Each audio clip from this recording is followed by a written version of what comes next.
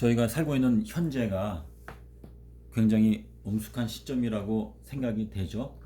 예, 그래서 우리가 하루하루를 살면서 우리 인생은 사실은 예행 연습은 없고 이 모든 과정이 다 실전이기 때문에 이렇게 저희가 이 성경 공부할 때에도 우리는 빛의 전달자가 되는 것이거든요. 사실은 내가 받은 빛을 있는 그대로 이렇게 전달해주기 위해서는 내가 자격을 갖춰야 된다.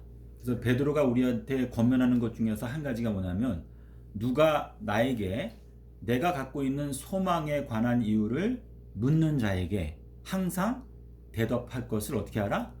준비하라. 이렇게 말했습니다. 누가 나에게 당신은 왜 그러한 믿음을 갖고 있습니까? 라고 물어봤을 때 내가 하나님의 말씀에 기초해서 그것을 증거하는 이 빛의 전달자의 역할을 하기 위해서 이렇게 잘 준비하는 시간이 되었으면 좋겠습니다. 우리 창세기 4장에 가면 유발이라고 하는 인물이 나오거든요.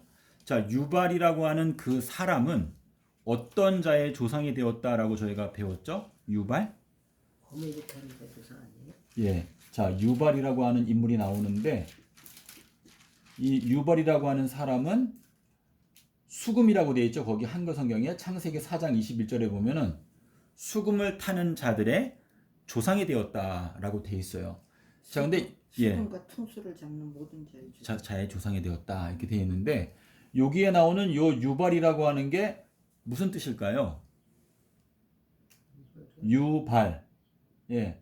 요 유발이 무슨 뜻이죠? 요게 레위기 25장 9절하고 10절에 가면 거기 여기에 뭐가 나와요? 희년에 대해서 하나님께서 명령을 하셨어요. 그렇죠? 자, 희년이라는 건 어떤 거예요? 희년. 50년. 예, 50년인데 희년에 대해서 여기 9절에 가면 뭐라고 말했냐면은 여기 10절까지 같이 읽어 보시면 희년은 어떻게 계산하죠? 안식년 7년을 예. 7년 7번 77이 49년에서 예. 1년 7년이 그쵸. 안식년. 예, 7번의 안식년을 지키고, 그다음에 그 다음 그다음에 번째 50번째 해가 희년이다. 이렇게 지금 말씀하시고 있는데, 자, 이 50번째 해를 희년이라고 하는데 50번째 날은 또 뭐라고 하죠? 오순절. 자, 오순절이라는 게 뭐예요? 7번의 안식일을 지키고 그리고 7번째 안식일 다음 날이 오순절이다. 이렇게 지금 하나님께서 명령을 하셨거든요. 그래서 오순절이라고 하는 의미나 희년이라고 하는 의미나 이게 둘이 사실상 같이 연결되어져 있는 것인데, 오순절은 항상 무슨 요일이죠? 일요일. 예, 항상 일요일이죠. 일요일이라고 하는 건 뭐예요? 사실상 8번째 날을 의미하는 것인데, 이 8번째 날이 뜻하는 것은 언제냐면 새 예루살렘이 내려올 때. 그러니까 새 예루살렘이 내려오게 되는 때는 우리가 지금 안식일 시간에 들어왔잖아요. 그래서 안식일은 천년기를 뜻해요. 천년기. 이 천년기가 지나가고 나서 그 다음에 8번째 날에는 새 예루살렘이 내려온다. 근데 그때가 8번째 날인데 그때가 바로 희년을 뜻한다. 이제 이러한 뜻인데, 자, 이 유발이라고 하는 이 사람은 여기 수금이라고 되어 있죠. 수금. 이게 수금이 이 히브리어 원어로 보게 되면 키노르라고 되어 있어요. 키노 르 이렇게 되어 있는데 영어로 쓰게 되면 이렇게 되어 있어요. 그런데 이 유발, 희년이라고 하는 이 사람은 검은고를 타는 자들의 조상이 되었다. 지금 이렇게 기록이 되어져 있거든요. 근데 여기 보면은 이 희년에 대해서 말씀하실 때 희년은 무엇을 주는 해라고 그랬어요. 무엇을 주는 해. 사람들에게 자유를 주는 해. 자, 자유의 반대가 뭐예요? 억압. 그렇죠? 억압인데 이제 성경에서는 하나님께서 이스라엘 자손한테 뭐라고 말씀하셨어요? 나는 너희들을 애굽 땅 종되었던 집에서. 예. 자유의 반대는 종이라고 말할 수 있죠. 그렇죠? 나는 자유인이다. 나는 종이다. 이렇게 말할 수 있는데, 자, 예수님께서 안식일에 회당에 가셔가지고 성경을 펴고 읽으셨는데 어디를 읽었어요? 이사야서 61장. 그렇죠? 1절부터 읽으셨는데 거기에 무슨 말씀이 있어요? 예.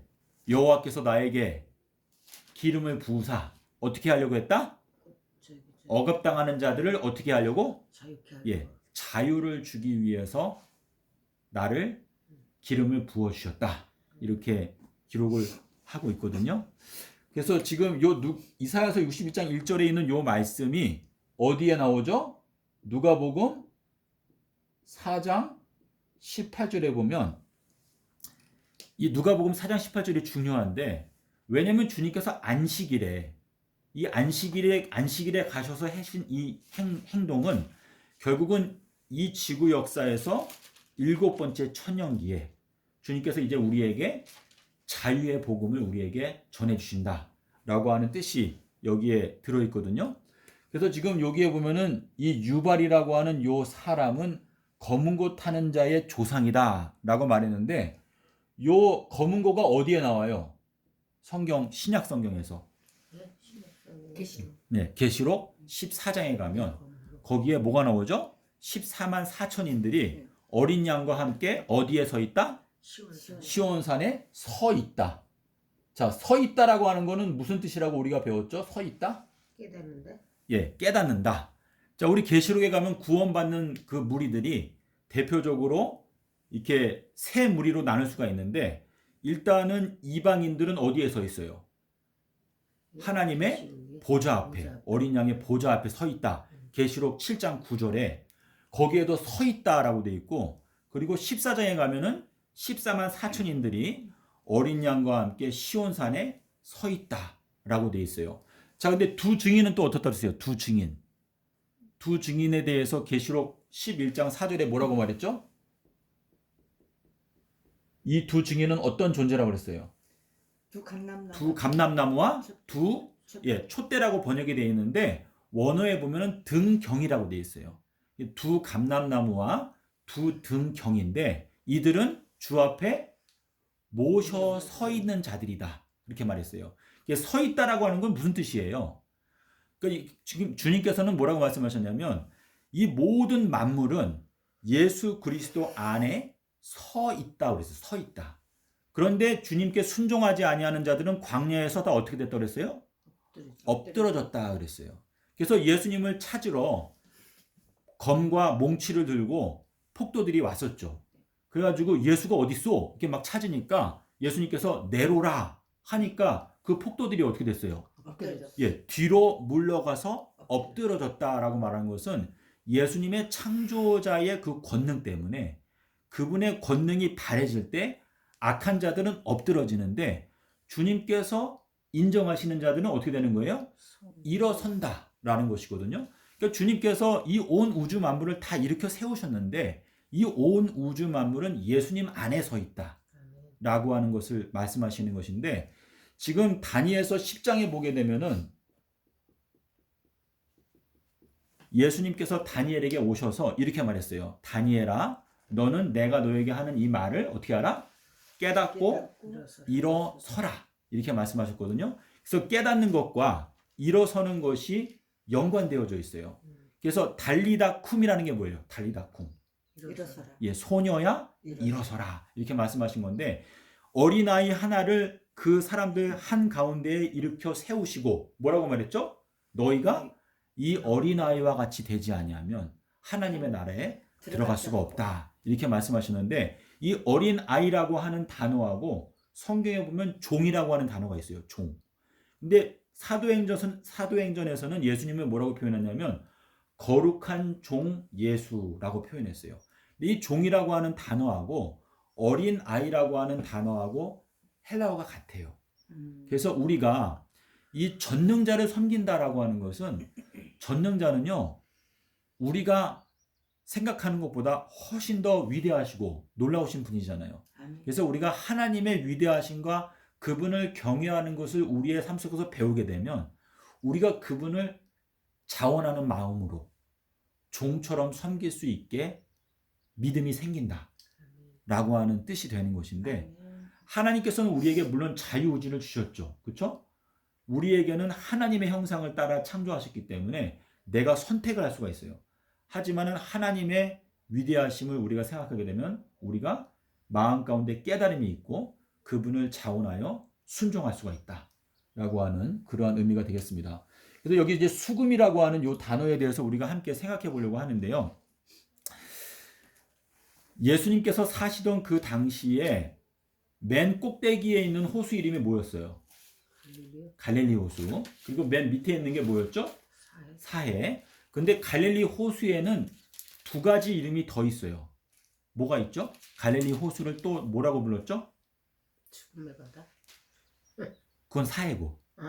예. 갈릴리. 갈릴리. 예. 갈릴리 호수를 또 다 무슨 바다라고 불렀어요?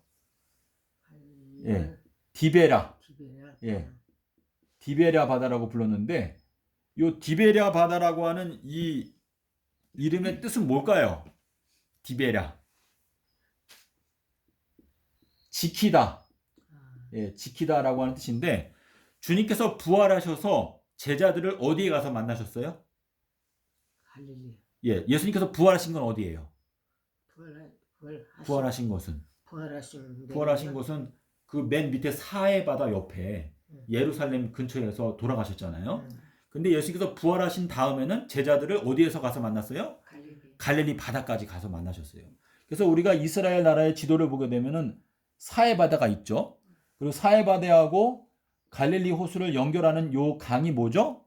요게 요단강. 그렇죠. 요단강인데 요 위에 갈릴리 호수가 있어요. 그렇죠? 요 갈릴리 호수 위에는 무슨 산이 있어요?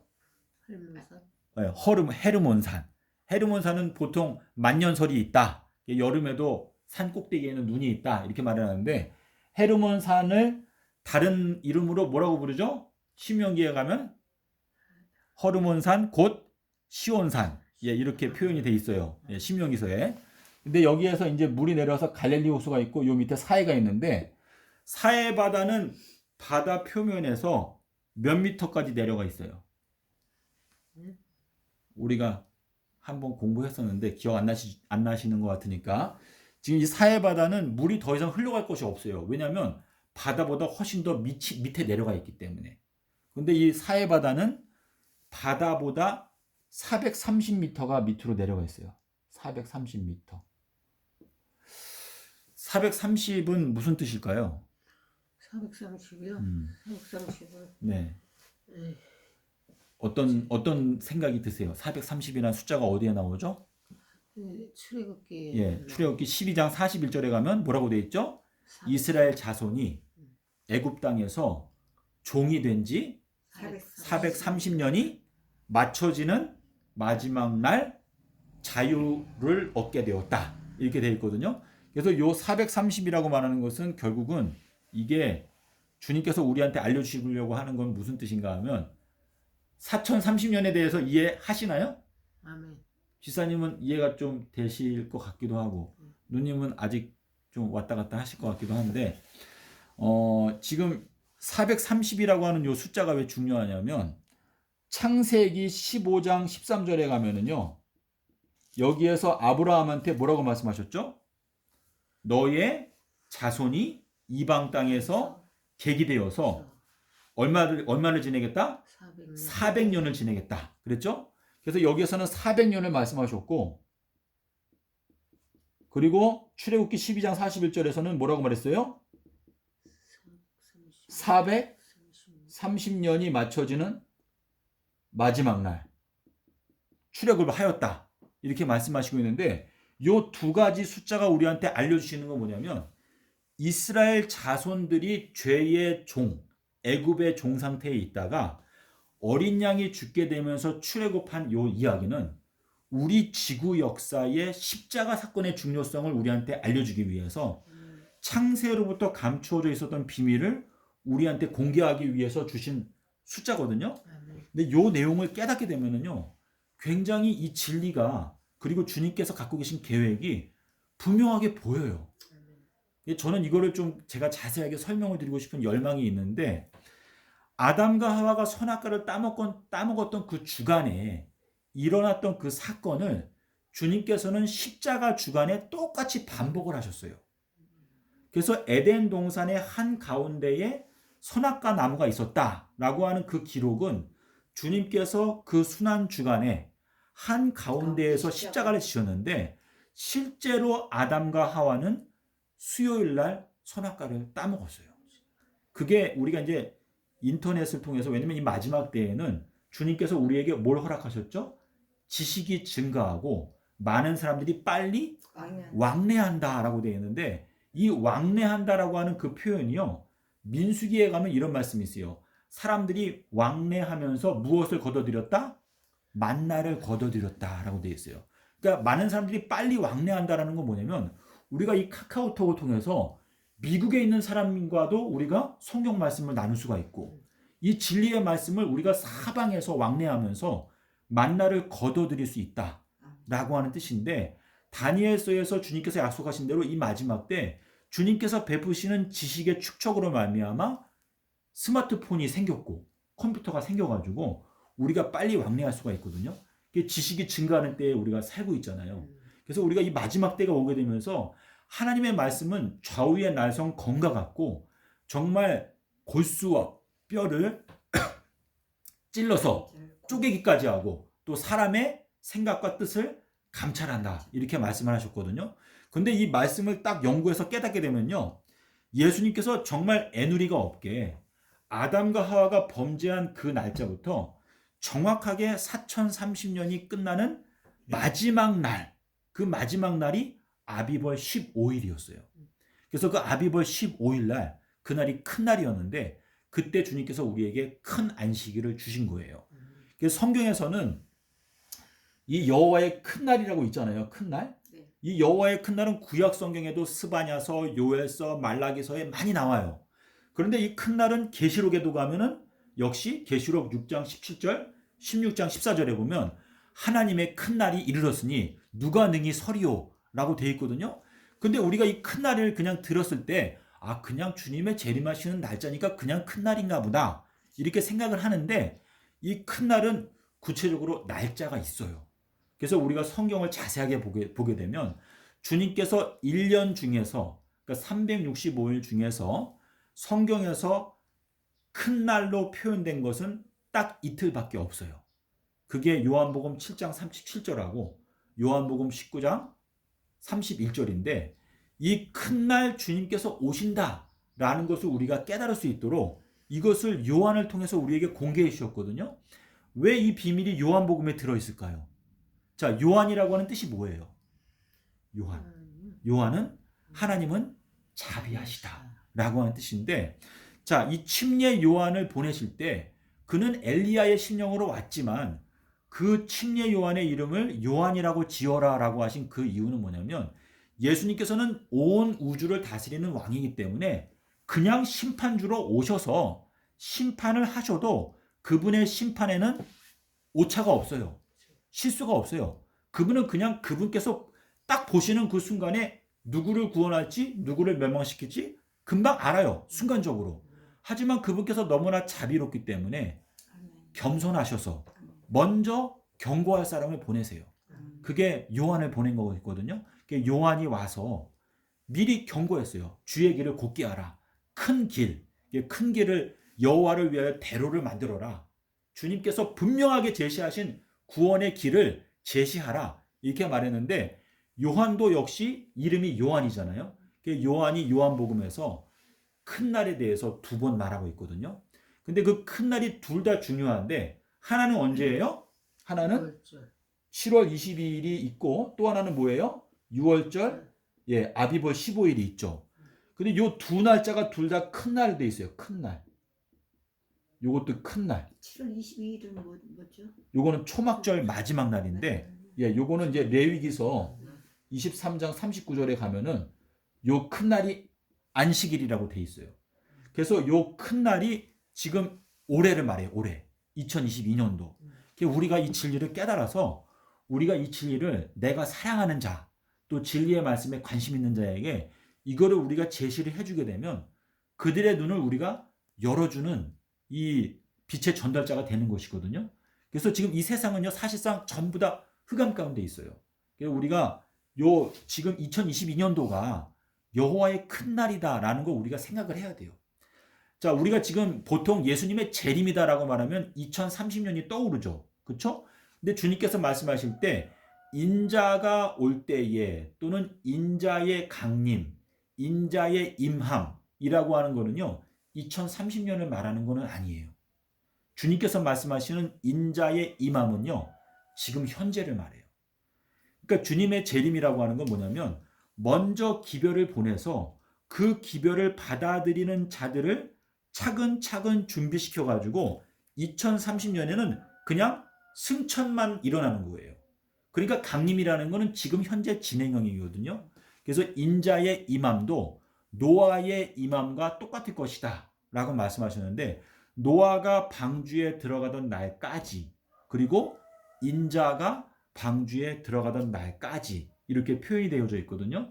그래서 우리가 파루시아에 대해서 연구를 해보게 되면 사실 지금이 인자의 강림의 때예요. 인자의 강림. 그래서 자 지금 우리가 이 수금에 대해서 공부를 하고 있는데 게네사렛. 자 게네사렛 호수. 자 우리 성경 어디를 보냐면 마태복음 14장 34절을 보겠습니다. 마태복음 14장 34절. 그리고 마가복음 6장 53절. 그리고 누가복음 5장 1절. 혹시 가능하시면 여기 이제 마태복음 14장 34절에 거기 뭐라고 돼 있어요? 그들이 건너가 게네사렛 땅에 이르니 그 게네사렛이라고 돼 있죠. 네. 근데 그 게네사렛이 뭐냐면요. 요 갈릴리 호수 또는 게네사렛 호수 또는 디베랴 호수 이렇게 말하거든요. 그래서 지금 갈릴리 호수의 이름이 3개예요. 전부. 요거를 꼭 기억을 하셔야 되는데 자 갈릴리라고 하는 뜻은 뭐예요? 갈릴리는 둥글다. 그렇죠? 둥글다라는 뜻이고 그리고 디베랴라고 하는 것은 지킨다라고 하는 뜻이고 자 지금 제가 말씀드린 게 뭐예요? 여기 게네사렛.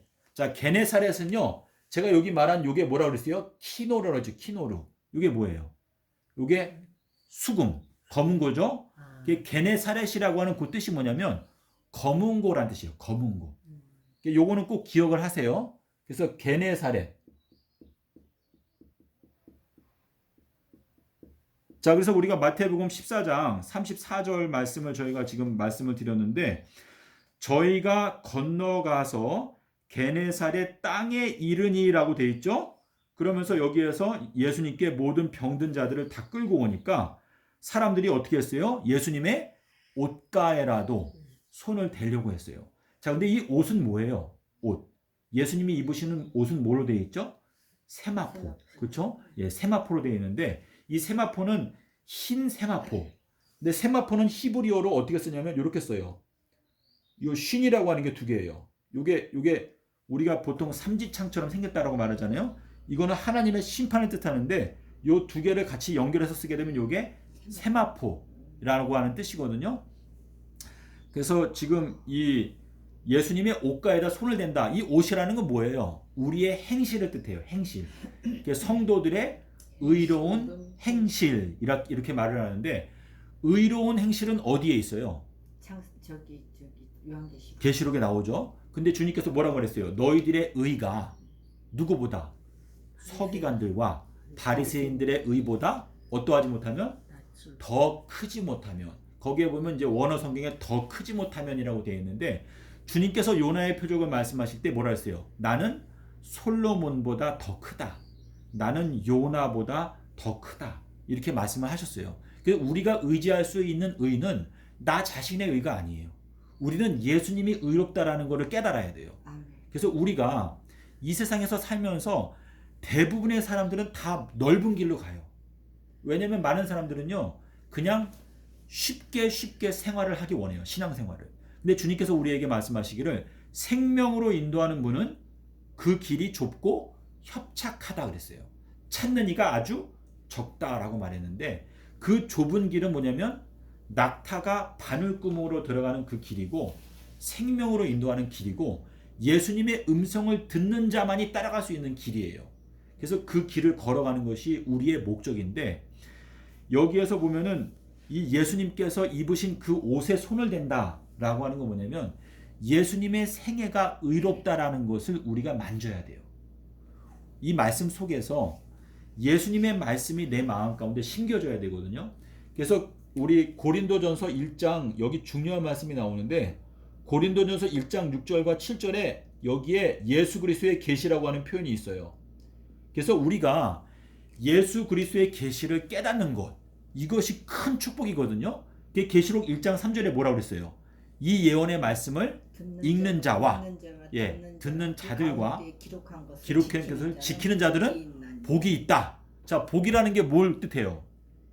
영생을 뜻하죠. 그렇죠? 시편 133편 3절에서 거기에서 복을 명하셨나니 곧 영생이라 이렇게 말씀하셨는데 예수 그리스도의 계시를 깨닫는 것은 영생으로 연결이 된다라고 하는 뜻인데 고린도전서 1장 6절 7절에 보면 너희들의 심령 가운데 예수의 증거가 견고하게 되어라 라고 말씀하셨어요.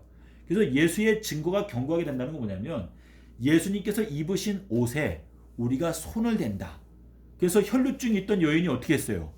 예수님의 옷에 손을 댔죠. 자, 혈루증이라는 건 무슨 뜻이에요? 피가 새는 건데 피가 샌다는 건 뭐예요? 피 속에 무엇이 있다고 그랬죠? 생명이 있다. 그러니까 피가 흐른다라고 하는 건 뭐냐면 내가 지금 죽어가고 있다. 이 피가 다 흘러나가서 빠져나가면 나는 어차피 죽을 목숨인데 그 혈루증 있던 그 여인이 12해 동안의 혈루증으로 고생을 하다가 안식일에 예수님의 옷자락에 손을 대니까 그 혈루근원이 어떻게 됐어요? 말라버렸어요. 피가 새는 게 막혔다. 그건 뭐예요? 주님께서 그 여자에게 영생을 주신 거예요. 그래서 예수님의 옷자락을 만진다라고 하는 것은 예수님의 생애가 의롭다. 예수 그리스도의 의. 너희는 먼저 그의 나라와 그의 의를 구하라라고 하는 것은 우리가 이 말씀 속에서 발견되는 예수님의 의를 발견해야지 우리가 기독교단의 지도자들로부터 배웠던 거짓된 교리를 따라가게 되면 뭐죠? 너희들이 입술로는 나를 존경한다. 매일같이 십자가 예수님 찬송한다고 하지만 너희들의 마음은 나에게서 멀리 떠나 있는데 그 이유가 뭐라고 그랬어요? 사람의 계명으로 교훈을 삼아서 가르치고 있기 때문에 너희가 나를 헛되이 경배한다 라고 말씀하셨는데 우리가 망하는 이유가 뭐라고 했어요? 너희가 지식이 없으면 망한다 이렇게 말씀하셨거든요. 우리가 지혜의 근원은 예수님이신데 예수님이 포도나무이고 우리들은 다 뭐라고 그랬어요? 가지다 라고 말했어요. 성경에서 사도 바울, 베드로, 요한, 야고보 여러 제자들이 있잖아요. 그 사람들은 다 가지예요. 그러니까 우리가 꼭 기억해야 되는 건 뭐냐면 물론 이 가지들도 중요해요. 때때로. 왜냐면 그들이 예수님의 증언을 우리에게 깨닫게 해주기 위해서 성경을 기록해 놨어요. 하지만 우리가 꼭 기억해야 되는 건 뭐냐면 가지가 포도나무에 붙어있지 아니하면 저절로 열매를 맺을 수가 없다 라고 이렇게 말씀하셨는데 자, 요한일서 5장 9절에 가면 무슨 말씀이 있냐면 여기에 증거라고 하는 단어가 딱 2번이 나와요. 근데 어떻게 되어 있냐면 사람의 증거 그리고 하나님의 증거 이렇게 되어 있어요. 근데 여기에서 지금 우리 현 기독교의 문제를 정확하게 여기에서 딱 지적하고 있는데 뭐라고 그랬어요? 너희가 사람의 증거를 받아들이고 믿기도 하지만 하나님의 증거는 더욱 크도다라고 말했어요. 자, 이 크다라고 하는 게 왜 중요합니까? 예수님께서 나는 솔로몬보다 더 크다. 나는 요나보다도 더 크다. 자, 침례 요한에 대해서 뭐라고 말했어요? 여자가 낳은 자 중에서 침례 요한보다 더 큰 자가 일어남이 없는데 침례 요한은 뭐라 그랬어요? 선지자보다도 훌륭한 자다 그랬어요. 그러니까 우리가 지금 이 마지막 시대에는 제일 첫 번째는 예수님의 증거. 두 번째는 누구의 증거예요? 침례 요한의 증거인데 침례 요한이 우리한테 전파해 준 건 뭐였어요? 첫 번째는 물로 회개의 침례를 받아라. 그리하면 성령을 선물로 주실 것이다. 근데 지금 현 기독교회가 왜 성령을 못 받고 있어요?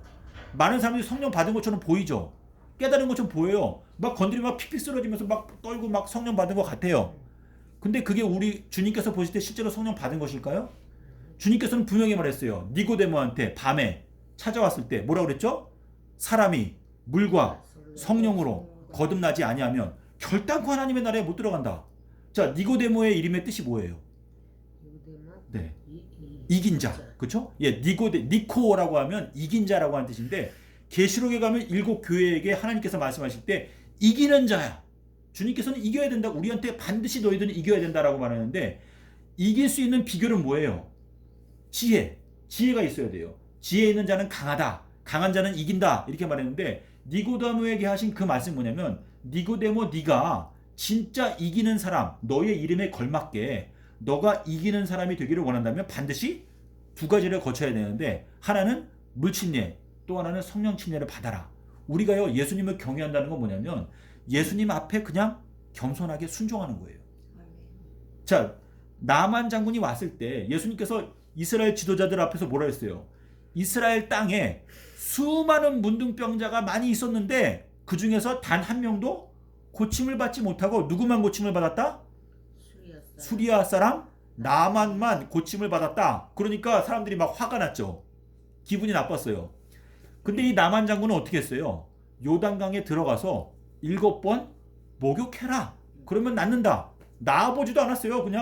그냥 그 엘리사가 처음에 순종 안 했어요. 예, 집 안에서 근데 신하들이 작화하니까 근데 나만 장군이 만약에 오늘날 하는 것처럼 그냥 요단강 물 떠다가 침례 안 하고 세례처럼 물 뿌렸으면 나왔을까요? 못 났죠. 안 났겠죠. 그러니까 우리는 주님을 순종하는 게 얼마나 중요할까. 아, 자, 예수님께서 그랬어요. 온 천지는 없어지더라도 내 말은 1.1획도 내 말은 없어지지 않는다 말씀하셨는데 어떻게 현 기독교단의 목사들이 자기가 그 영혼들을 어떻게 책임지려고 무책임하게 그냥 물 뿌리고 당신 구원 받았습니다 이렇게 말할 수가 있겠어요? 그러니까 카톨릭에서만 이게 세례를 하잖아요. 네. 그리고 기독교에서는 네. 침례잖아요. 아니요. 근데 장로교회나 감리교회나 다 세례예요. 다 세례를 주고 있는데 아니 그러니까 이 성경책에서 음. 우리는 침례를 받아야 된다 이거. 네, 근데 네. 지금 교회들이 전부 세례를 주고 있어요. 그러니까요. 근데 나는 옛날에 순복음교회 여의도 순복음교회에서 네. 거기는 지하에 가면은 네. 큰 저기 남자들 침례하는데 여자들 침례 목욕탕처럼 돼 있어요. 네, 네. 그래갖고 물이 여기까지 차요. 뭐 흰 가운 입고 들어가고 예. 물에다가 기도하면서 담그고 그렇죠. 근데 침례 증서까지 다 줬어요 그때요. 그렇구나. 근데 그 증서가 지금은 없지만 네. 침례 받은 거는 분명하잖아요. 예. 그래서 내가 실족했잖아요. 네. 실족했는데 침례를 받았던 사람이잖아요. 그래서 다시 하나님이 이끌어 주실 것 같아요. 근데 내가 침례를 예를 들어서 안 받았다 그러면은 저는 다시 구원의 이 줄에 서지 못했을 것 같아요. 내가 그 생각이에요. 예. 그러니까 제가 보면은 베드로도 예수님을 어떻게 했어요? 부인하고 심지어 욕하고 저주까지 했잖아요. 근데 주님께서 베드로를 위해서 어떻게 했어요? 기도하시고. 너의 믿음이 떨어지지 않기를 내가 아버지께 대신 기도해 줬다. 그러니까 결국은 베드로는 뭐예요? 베드로는 원래는 유다처럼 떨어져 나갈 존재였어요. 하지만 주님께서 베드로를 사랑하셨기 때문에 베드로의 믿음이 떨어지지 않기를 기도했겠고 너가 나중에 돌이킨 후에 너의 형제들을 어떻게 하라? 굳게 하라 라고 이렇게 말씀하셨거든요. 그러니까 저도 저의 인생을 돌아보게 되면 주님께서 만약에 저를 버리셨다면 벌써 오래전에 버리셨을 거라는 생각이 들어요. 하지만 주님께서 저를 위해서 아버지 하나님께 탄원해주고 계시거든요. 그래서 그분의 크신 긍휼과 은혜 때문에 우리가 지금 오늘날 이렇게 주님의 은혜 가운데로 들어가고 있다라고 하는 뜻이고 우리가 지금 저희가 지금 마태복음을 보다가 말하는데요. 마태복음 15장에 가면은요. 15장 1절을 읽어보실래요? 자, 우리가 어떻게 되냐면 그때라고 되죠. 그때. 자, 이 그때가 어느 때예요? 게네사렛이라고 하는 땅에 왔을 그때라고 하는 거예요. 그래서 자, 지금 게네사렛이 무슨 뜻이라고 했어요? 제가 게네사렛은 거문고. 예, 거문고. 자, 거문고 땅에 왔을 때, 그러니까 갈릴리 호수 가까이에 왔을 때에 그때에 뭐라 그랬어요? 바리새인과 서기관들이 와서 한번 읽어보실래요? 예. 그때의 바리새인과 서기관들이 예루살렘으로부터 예수께 나와 이르되 당신의 제자들이 어찌하여 장로들과 전통을 범하나이까 떡 먹을 때에 손을 씻지 아니하나이다. 대답하여 이르시되 너희는 어찌하여 너희 전통으로 하나님의 계명을 범하느냐. 하나님이 이르셨으되 내 부모를 공경하라 하시고 또 아버지나 어머니를 비방하는 자는 반드시 죽임을 당하리라 하셨거늘 너희는 이르되 누구든지 아버지에게나 어머니에게 말하기를 내가 들어 유익하게 할 것이 하나님께 드림이 되었고 되었다고 하기만 하면 그 부모를 공경할 것이 없다 하여 너희 전통을 하나님의 말씀에 폐하는도다. 외식하는 자들아, 이사야가 너희에게 관하여 잘 예언하였도다. 일러서되 이 백성이 입술로는 나를 공경하되 마음은 내게 멀도다. 사람의 계명으로 교훈을 삼아 가르치니 나를 헛되이 경배하는도다 하였느니라 하시고. 네. 자, 지금 이 말씀을 설명을 드리면 어떻게 되냐면요. 지금 제가 여기 새 구절을 적어놨죠. 우리 여기 누가복음 5장을 읽어보게 되면요. 자, 누가복음 5장에는 여기는 게네사렛 호수라고 되어 있어요.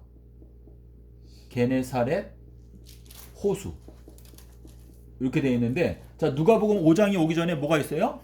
4장 18절에 가면 뭐라고 되어 있어요?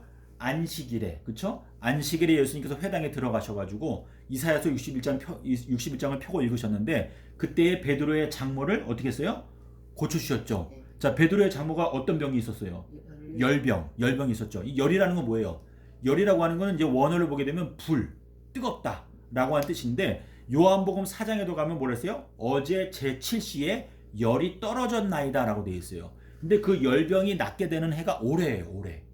올해가 2022년도가 안식년인데, 이 안식년에 열이 떨어진다라고 하는 건 뭐냐면, 우리들은 지금 고침을 받는다. 네.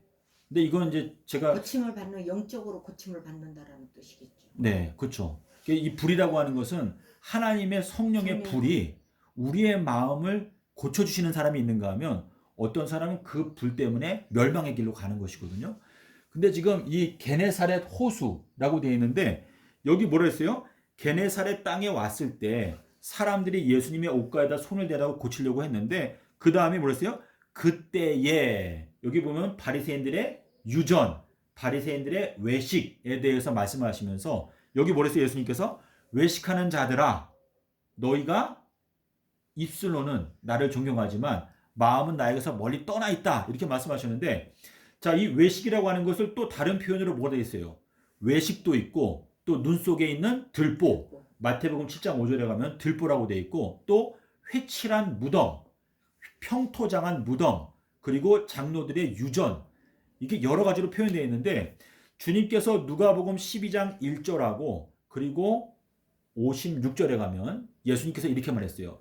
너희 외식하는 자들아, 너희들은 어찌하여 날씨는 분별할 수 있으면서 어찌하여 요나의 표적은 의롭게 판단하지 못하느냐라고 말씀을 하셨어요. 그래서 우리가 알 수 있는 것은, 이 성경, 제가 이 신약 성경을 이렇게 예수님의 말씀을 공부하다 보니까, 예수님께서 갓 태어난 어린 아기였을 때는 이 아기 예수님을 발견할 수 있는 표적을 딱 한 가지 주셨어요. 그게 뭐였냐면, 구유에 누워있는 아기를 찾아라. 그것이 너희들에게 표적이다. 그랬어요. 근데 이 재림 때에는요, 재림하시는 예수님을 발견하고 예수님의 은혜 가운데 들어가고 영생을 얻을 수 있는 표적으로 딱 한 개를 줬는데, 그게 요나의 표적이라고 말씀을 하셨어요. 이건 너무나 확실한 거예요. 그래서 마태복음 16장 1절부터 4절에 보면은요, 여기에 하늘이 나와요. 하늘. 자, 하늘에서부터 내려오는 표적을 보여주세요 라고 하니까 예수님께서 뭐라 했어요? 하늘이 붉으면 날이 좁다. 요나의 표적밖에 없다 라고 말했어요. 근데 이 하늘에 표적이 있다라는 게 어디에 나오죠? 계시록 어디에 나와요? 12장에 가면 뭐가 나오죠? 하늘에 붉은요. 큰 표적이 보이는데, 한 여자가 12별의 면류관을 쓰고 있는데 아이를 낳으려고 하고 있다. 그리고 그 다음에 또 뭐가 나와요?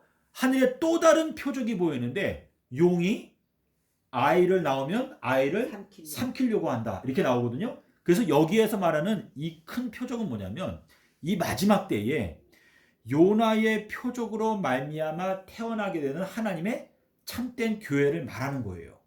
자, 12별의 면류관을 쓰고 있다는 건 뭐예요? 12별은 뭐예요? 별이라는 건 뭐예요? 별은 하늘에서 별이 비친다.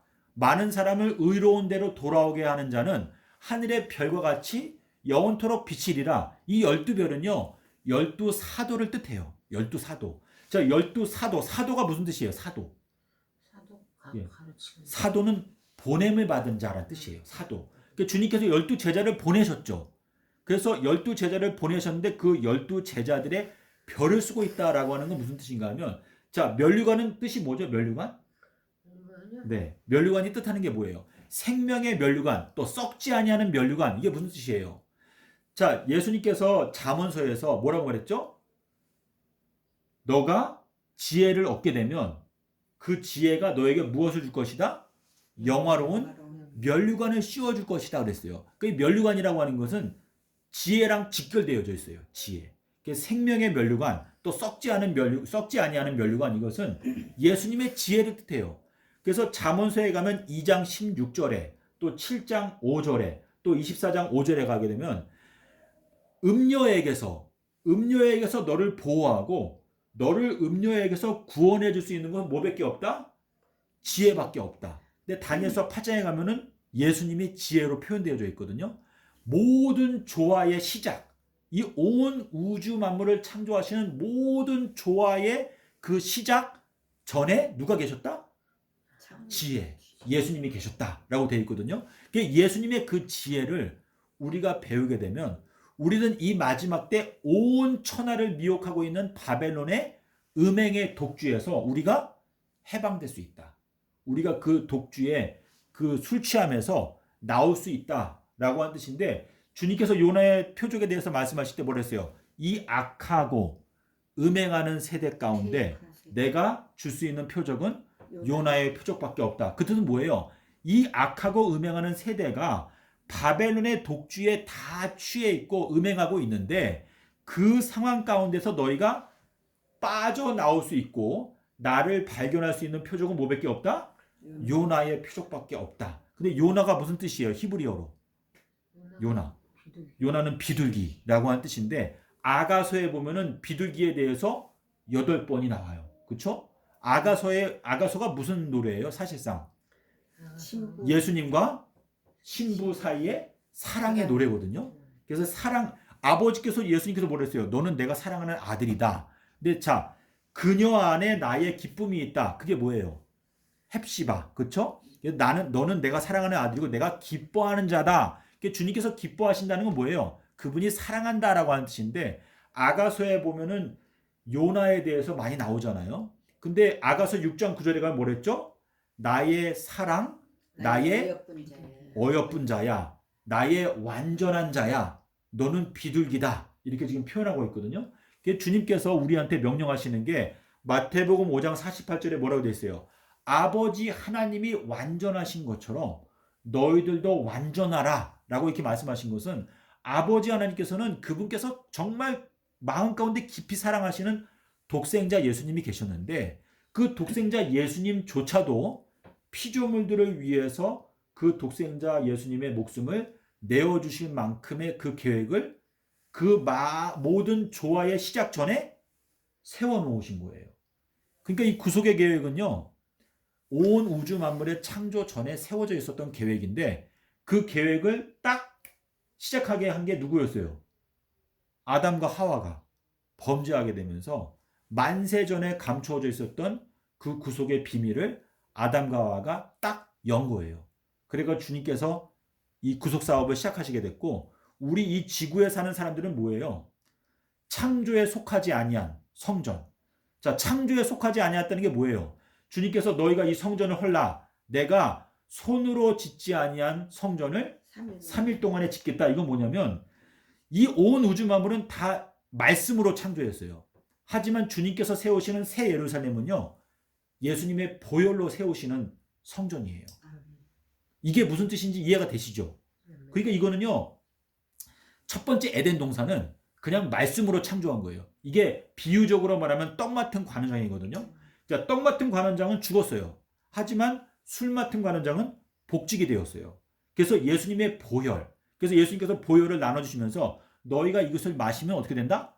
영생한다. 이렇게 말씀하셨는데, 새 예루살렘은요, 에덴 동산과 비교할 때 그 영광이 훨씬 더 아름다운데, 그 이유가 뭐죠?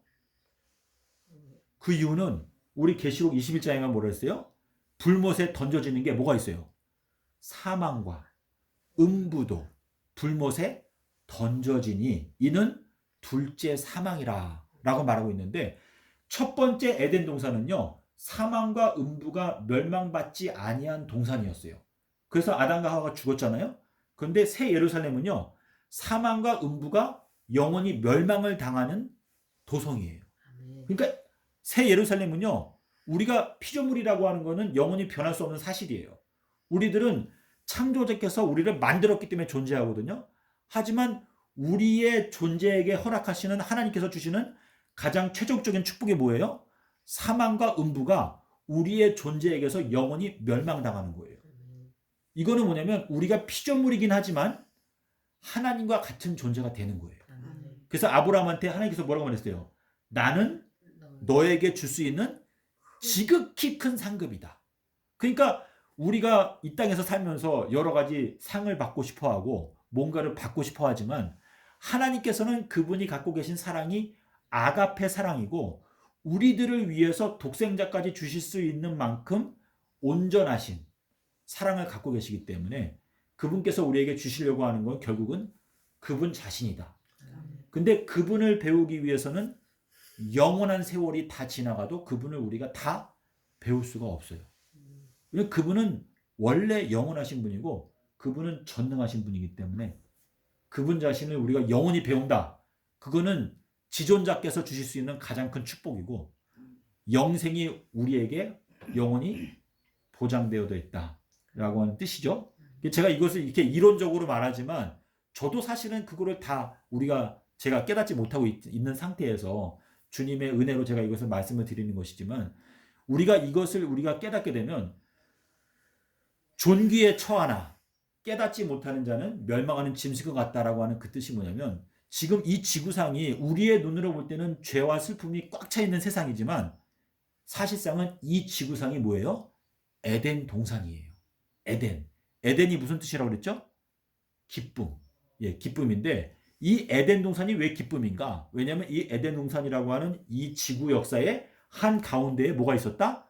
지존자의 희생, 십자가가 있었다. 그 십자가의 희생은요, 이 온 우주의 창조보다도 훨씬 더 위대한 거예요. 그래서 그것으로 말미암아 이 온 우주의 역사가 반으로 나누어진다라고 한 뜻인데 지금 이 게네사렛 호수에 왔을 때 주님께서 외식하는 자들아 너희들이 사람의 계명으로 교훈을 삼아서 나를 가르친다라고 하는 거 뭐냐면 게네사렛이 검은 고라고 한 뜻이잖아요. 그렇죠? 근데 검은 고가 갈릴리 호수예요. 근데 이것을 보통 뭐라고 하냐면 이거를 윈못이라고 해요. 윈못. 자, 윈못이라는 말 들어봤어요? 성경에서 윈못? 들어보죠. 어디에 나오죠? 열왕기하 18장 17절에 가면 윈못이나 윈못. 자, 다니엘이 기도할 때 어디에 가서 기도했어요? 윗방. 우리 다니엘서에 보면 다니엘서 6장 10절에 가면 다니엘이 하루에 3번 기도할 때 어디에서 기도했죠? 윗방에 올라가서 예루살렘을 향해서 다락방 기도했다. 예. 근데 120명의 신도들이 모일 때 또 예수님께서 마지막 만찬할 때 어디에서 했어요? 다락방. 윗방, 윗 큰 방에서 했다 이렇게 되는데 이 윗못이라고 하는 것은 그게 다락방이 잘못된 번역인가? 다락방이라 돼 있어. 되어 있는데 원어에 보게 되면 윗 큰 방이라 했어요. 위에 있는 큰 방. 다락방이나 윗방이나 다락이 거의 위에가 있잖아요. 네. 위에 했지 다락 밑에 있는 다락은 없잖아요. 근데 그래도 이렇게 그러니까 그치? 네. 그래서 위라고 하는 거는 원어에 보게 되면 승천한다 해요.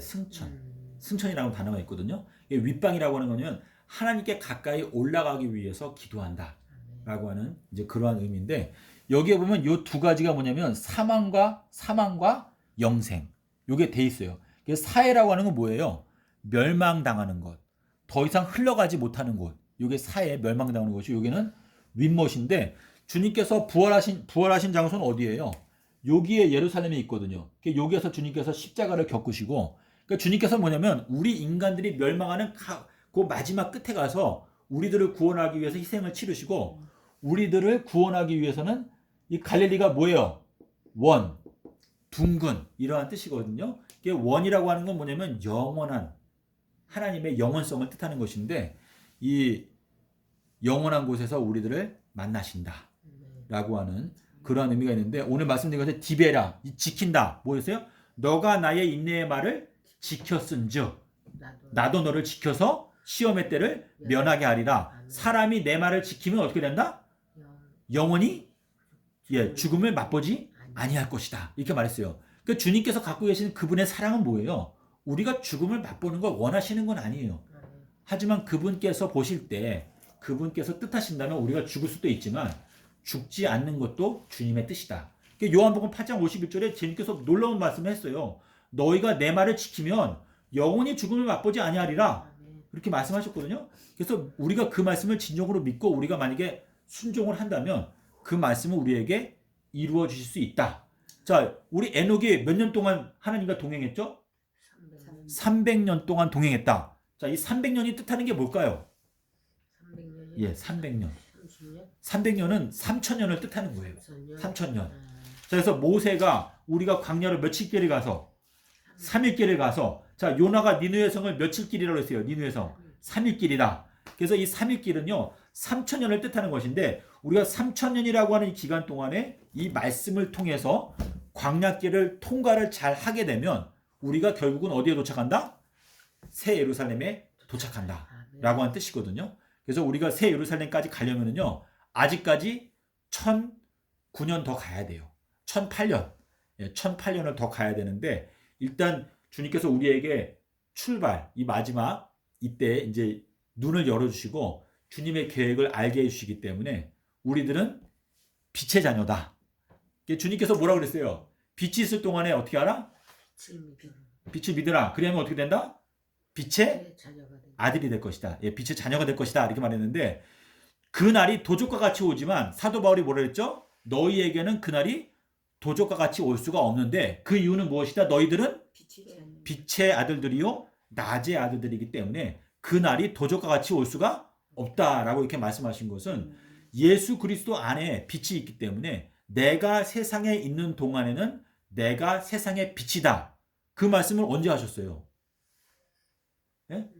요한복음 12장에 보면은 나귀를 타고 입성하신 그 당일날 주님께서 그랬어요. 내가 세상에 있는 동안에 세상의 빛이다. 이렇게 말씀하시고 그들을 떠나가셔서 숨으셨다라고 이렇게 말씀하셨거든요. 그래서 2022년도가 지나가게 되면 2022년도 그 후에는 계시록 12장 5절에서 말하는 대로 그 철장 남자가 하나님의 보좌로 올려가더라. 그 말씀이 성취되는 사건이 와요. 예, 그거를 이해를 하실 수가 있어요. 예.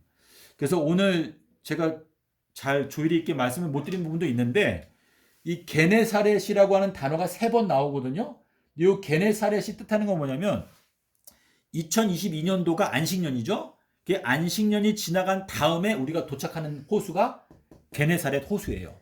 그래서 이게 뭐냐면 요 게네사렛 호수, 이게 검은고잖아요. 검은고. 요 검은고에 도착하는 때가 언제냐면 2023년도를 뜻하는 거예요. 요 때가. 예수의 증거가 예언의 영이다라고 하는 그 말씀 뭐냐면 지금 요 누가복음에 보게 되면 그랬어요. 안식일 날 주님께서 회당에 들어가시고 그 다음에 게네사렛 호수에 가셔서 어떻게 했냐면 베드로의 배에 탔어요. 거기 배가 2개가 있었는데 베드로의 배에 타서 그 배를 육지에서 약간 뛰게 하시고 거기에서 가르쳤다라고 되어 있거든요. 근데 요 베드로의 배가 뭐냐면 요게 그 구원의 방주를 뜻하는 거예요. 그러니까 노아 방주를 뜻하는 것이고 육지에서 약간 뛰었다라고 하는 건 뭐냐면은 이 생존 세계에서 약간 뛰어났다라고 하는 의미가 있는 것이기 때문에 요 누가복음 5장 1절부터 4절까지에 나오는 그 내용은 2023년도 그때에 성취가 되는 내용을 말씀하시는 거예요. 집사님 조금 이해되세요? 네. 지금 22년이니까 23년부터. 네. 네. 그러니까 지금 요 내용이 누가복음 5장 1절에 보게 되면 예수님께서 이제 자, 누가복음 4장에서는 안식일 날 주님께서 행동을 하셨고 누가복음 5장 1절에 가면 게네사렛 호숫가에서 이제 거기 배가 2개가 있었는데 그 둘 중에서 한 개가 베드로의 배였어요. 그래서 베드로의 배에 예수님께서 타시고 육지에서 약간 뛰게 하시고 그 다음에 사람들을 가르쳤어요. 그런데 예수님께서 뭐라고 말씀하셨냐면 너희가 무엇을 보기 위해서 광야로 나갔었느냐? 누구를 보기 위해서 광야로 갔죠? 침례 요한을 보기 위해서 광야로 갔죠. 근데 주님께서 마태복음 24장에 뭐라 했어요? 너희가 광야에 있다 하여도 믿지 말고 골방에 있다고 해도 믿지 말라 이렇게 말했어요. 이건 무슨 뜻인가 하면 미역 자, 광야로 나가면 엘리야를 볼 수 있는 때가 있어요. 그때가 지금 제 성경성으로 보면 2022년도에는 근데 지금 누가복음 3장을 보시게 되면 저도 지금 깨닫기 위해서 노력하고 있는 건데 있는 그대로 말씀을 드리게 되면 2022년도는 광야로 가면 엘리야를 만날 수 있는 때예요. 하지만 2023년도가 되면 그때에는 이제는 번개와 같이 움직인다고 했어요. 번개. 그래서 번개와 같이 엘리야가 움직이기 때문에 결국은 그때에는 너희가 광야로 가거나 골방으로 가도 엘리야를 만날 수는 없다.